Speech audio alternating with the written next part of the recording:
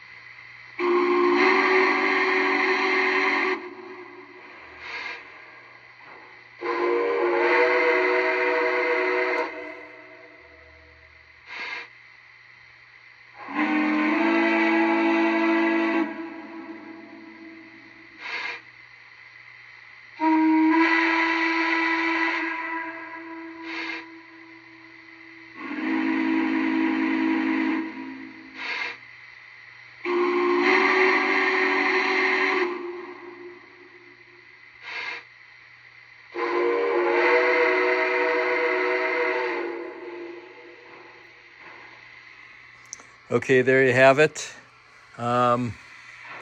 Hopefully that answered your questions, and it's a nice engine, like it. And the thing that's neat about the new Berks is you don't have to do anything underneath to set whistles or smoke or program. It's all on the top. Makes it nice and easy. Beautiful engine.